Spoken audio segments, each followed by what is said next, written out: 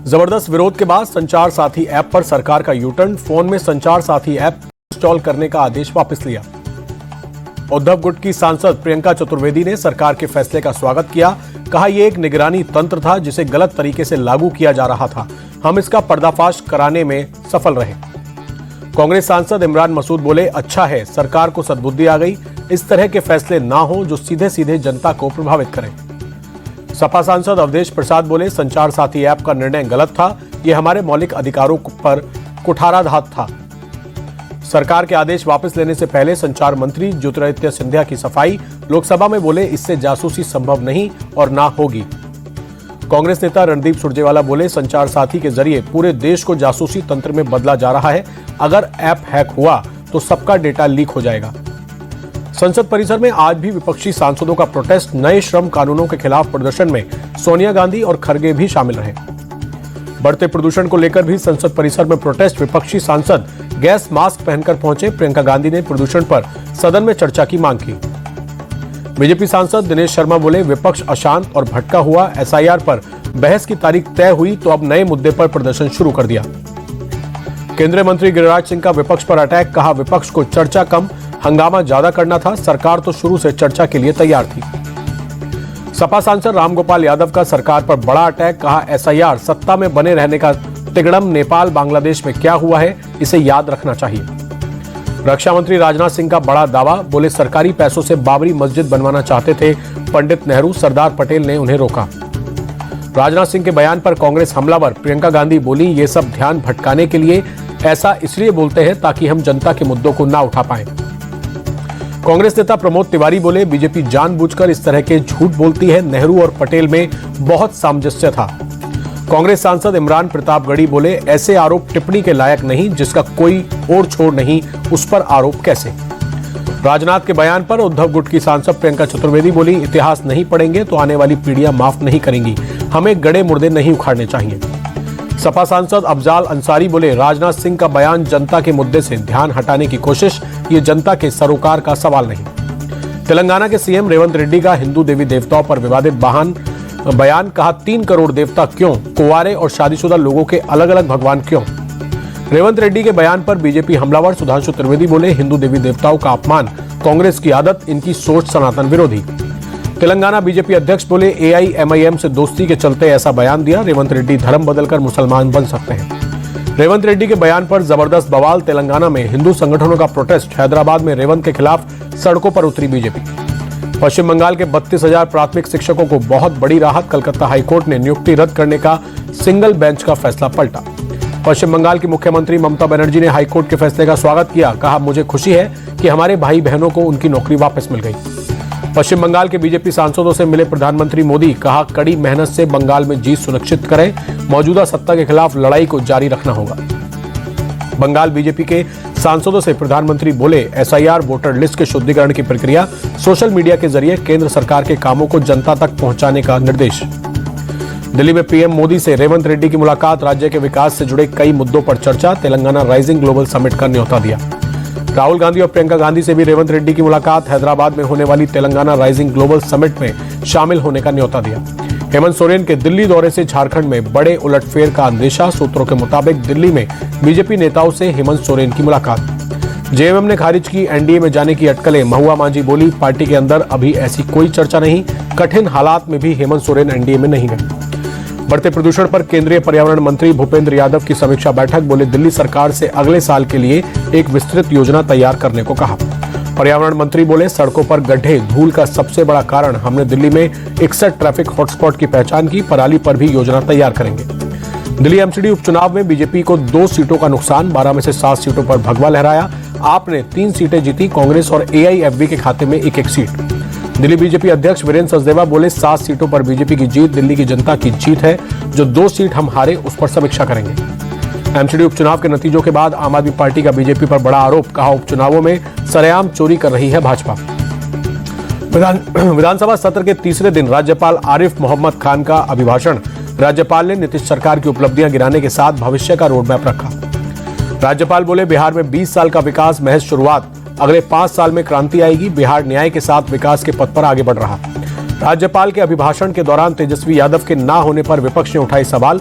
JDU नेता और मंत्री लेशी सिंह बोली, वे बिहार के हित में क्या काम करेंगे। जेडीयू प्रवक्ता नीरज कुमार का तेजस्वी पर अटैक, कहा राज्यपाल के अभिभाषण के दौरान नेता प्रतिपक्ष का ना होना दुर्भाग्यपूर्ण, ये राजनीतिक ना समझी। मंत्री और बीजेपी नेता नितिन नवीन बोले, इसमें नया कुछ भी नहीं, तेजस्वी ज्यादातर समय गायब ही रहते हैं, इसी का नतीजा चुनाव में भुगतना पड़ा। माता वैष्णो देवी मेडिकल कॉलेज विवाद पर सीएम उमर अब्दुल्ला बोले, मजहब के नाम पर सीटों का बंटवारा संभव नहीं, कानून और संविधान इस बात की इजाजत नहीं देता। यूपी में बांग्लादेशी रोहिंग्या घुसपैठियों पर सख्ती, सीएम योगी का नगर निकायों में काम करने वाले बांग्लादेशियों की लिस्ट बनाने का आदेश। सीएम योगी के आदेश पर घुसपैठियों के खिलाफ ऑपरेशन क्लीन, रेलवे की जमीन पर अवैध रूप से रह रहे लोगों की पड़ताल। दिल्ली ब्लास्ट मामले में गिरफ्तार आतंकी जसीर बिलाल उर्फ दानिश की हिरासत बढ़ी, पटियाला हाउस कोर्ट ने एनआईए को और 7 दिनों की रिमांड दी। रद्द हो सकता है अल-फलाह यूनिवर्सिटी का अल्पसंख्यक दर्जा, एनसीएमईआई ने कल यूनिवर्सिटी के रजिस्ट्रार को बुलाया, हरियाणा सरकार के प्रिंसिपल सेक्रेटरी भी तलब। छत्तीसगढ़ में पुलिस और नक्सलियों के बीच मुठभेड़, बीजापुर के गंगालूर इलाके में 12 नक्सली ढेर, एनकाउंटर में डिस्ट्रिक्ट रिजर्व गार्ड के 2 जवान शहीद। दिल्ली यूनिवर्सिटी के 2 कॉलेजों को बम से उड़ाने की धमकी, रामजस और देशबंधु कॉलेज को धमकी भरा ईमेल, जांच में कुछ भी संदिग्ध नहीं मिला। बरेली में आज फिर गरजा बुलडोजर, आजम और तौकीर के करीबियों का मैरिज लॉन ध्वस्त, सूफी टोला मोहल्ले में भारी पुलिस फोर्स तैनात। सीतापुर में भी ध्वस्तीकरण की कार्रवाई, सरकारी जमीन पर अवैध तरीके से बनी दुकानों पर बुलडोजर चला, प्रशासन ने 1 करोड़ की जमीन खाली कराई। सीएम योगी के आदेश पर मदरसों में वेरिफिकेशन ड्राइव, लखनऊ के गोमती नगर में मदरसों में जांच, मदरसों के अंदर छात्रों और मौलवियों की छानबीन। मुजफ्फरनगर में पुलिस का बड़ा एक्शन, धार्मिक स्थलों से 40 लाउडस्पीकर उतारे, बिना इजाजत लाउडस्पीकर लगाने और तय सीमा से ज्यादा आवाज पर कार्रवाई। बनारस हिंदू विश्वविद्यालय में देर रात बवाल, सुरक्षा कर्मियों और छात्रों के बीच जमकर मारपीट और पत्थरबाजी, करीब 100 लोग घायल। बुलंदशहर में चेकिंग के दौरान पुलिस और बदमाशों की मुठभेड़, 2 बदमाश के पैर में गोली लगने के बाद गिरफ्तार, तीसरा घेराबंदी कर पकड़ा गया। सहारनपुर में शादी समारोह के दौरान हाई वोल्टेज ड्रामा, दूल्हे की कथित प्रेमिका के पहुंचने पर बवाल, प्रेमिका का बारातियों पर मारपीट का आरोप, दूल्हे समेत कई लोगों पर एफआईआर दर्ज। कानपुर में 42 लाख की ठगी में गिरफ्तार आरोपी को लेकर बड़ा खुलासा, दुबई से अमेरिका तक सैकड़ों करोड़ों की ठगी का मास्टरमाइंड निकला। चंदौली के डीडीयू जंक्शन पर चेकिंग के दौरान 35 लाख रुपए कैश बरामद, बैग में रुपए छुपाकर ले जा रहा प्रयागराज का रहने वाला युवक हिरासत में। आगरा में जमानत के बाद आरोपी का जुलूस, 200 लोगों के काफिले के चलते आगरा बाईपास जाम, 10 लोग गिरफ्तार, 12 नामजद और 150 अज्ञात लोगों पर एफआईआर। बागपत का 30 साल का इंजीनियर बना जैन मुनि, करोड़ों का व्यापार और प्रॉपर्टी छोड़ी, कहा कोरोना काल ने वैराग्य की राह दिखाई, दुनिया में कोई किसी का नहीं। देवरिया में बीएलओ मोहम्मद आफ्ताब की सराहनीय पहल, डुगडुगी बजाते हुए लोगों से एसआईआर फॉर्म भरने की अपील कर रहे हैं। बढ़ते प्रदूषण से राहत के लिए गाजियाबाद की ब्रेव हार्ट सोसाइटी की पहल, टावरों की ऊपरी मंजिल से कृत्रिम बारिश कराई गई। पटना में ताबड़तोड़ बुलडोजर एक्शन, बेली रोड पर राजा बाजार इलाके के आसपास अतिक्रमण हटाया गया, 31 दिसंबर तक चलेगा अभियान। छपरा में भी ध्वस्तीकरण की कार्रवाई, राजेंद्र स्टेडियम के पास अवैध झुग्गियां हटाई गई, पिछले 50 साल से हो रखा था अतिक्रमण। मुजफ्फरपुर में भी पीले पंजे का एक्शन, नगर निगम और जिला प्रशासन का अतिक्रमण हटाओ अभियान, अवैध दुकानों और झुग्गी झोपड़ियों को हटाया गया। छपरा में 48 घंटे के अंदर दूसरा एनकाउंटर, पैर में गोली लगने के बाद कुख्यात शराब माफिया अजय राय गिरफ्तार, माफिया के साथी का सरेंडर। बेगूसराय में अतिक्रमण हटाओ अभियान के दौरान शराब की बड़ी खेप बरामद, लोहिया नगर झोपड़पट्टी से 2500 लीटर महुआ शराब बरामद। सुपौल में सड़क हादसे के बाद हंगामा, बुजुर्ग के घायल होने के बाद लोगों का बवाल, भीड़ ने कार चालक को बेरहमी से पीटा, पुलिस ने भी की धक्का मुक्की। पटना गया रोड पर इलाही बाग इलाके में टायर दुकान में भीषण आग, देखते ही देखते सैकड़ों टायर धू धू कर जले। गुजरात के भावनगर में बिल्डिंग में भीषण आग, बिल्डिंग में करीब 15 अस्पताल, खिड़कियों के कांच तोड़कर मरीजों को निकाला गया। झारखंड के बोकारो में बुलडोजर एक्शन, 400 से ज्यादा अवैध दुकानें हटाई गई, विरोध में बड़ी संख्या में दुकानदार सड़कों पर उतरे। मध्य प्रदेश के ग्वालियर में मिलावटी मसालों की बड़ी खेप जब्त, कलर केमिकल और चावल का चूरा मिलाकर तैयार किए जा रहे थे मसाले। जयपुर में लाल रंग की थार का आतंक, तेज रफ्तार थार ने कई गाड़ियों को टक्कर मारी, 1 की मौत, 1 महिला का पैर कटा, आरोपी कार चालक फरार। राजस्थान के सवाई माधोपुर में दिन दहाड़े गोलीबारी, 2 युवक गंभीर रूप से जख्मी, इलाके में दहशत का माहौल, पुलिस जांच में जुटी। पुणे में नशे में धुत कार चालक का हाई वोल्टेज ड्रामा, चलती कार का टायर निकला, फिर भी स्पीड कम नहीं की, स्थानीय युवक ने पीछा कर कार रुकवाई। हरियाणा के करनाल में भीषण सड़क हादसा, तेज रफ्तार ट्रक ने बस, कार और बाइक को मारी टक्कर, हादसे में 3 लोगों की मौत, कई घायल। चंडीगढ़ में गैंगस्टर इंदरप्रीत पैरी हत्याकांड का नया वीडियो, पंचकुला में गाड़ी छोड़कर भागते दिखे आरोपी, पुलिस ने गाड़ी को कब्जे में लिया। छत्तीसगढ़ के अंबिकापुर में पुलिस टीम पर हमला, कोयला खदान के विस्तार का विरोध कर लोगों के पथराव में कई पुलिसकर्मी घायल। बेंगलुरु पुलिस की सेंट्रल क्राइम ब्रांच की बड़ी कार्रवाई, 3 अलग-अलग जगहों से 29 करोड़ रुपए की ड्रग्स सीज, 2 विदेशी नागरिक अरेस्ट। चंडीगढ़ में फाइटर जेट एस्केप सिस्टम का सफल परीक्षण, 800 किलोमीटर प्रति घंटे की रफ्तार पर टेस्ट, एयरक्राफ्ट क्रैश होने पर भी बच जाएगा पायलट।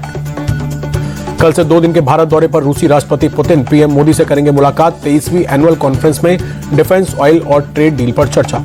4 साल बाद पुतिन के दौरे पर किले में तब्दील राजधानी, दिल्ली में चप्पे चप्पे पर अतिरिक्त फोर्स तैनात, होटल से मीटिंग वेन्यू तक ड्रोन से नजर, मल्टी लेयर सिक्योरिटी और सीसीटीवी से की जाएगी निगरानी।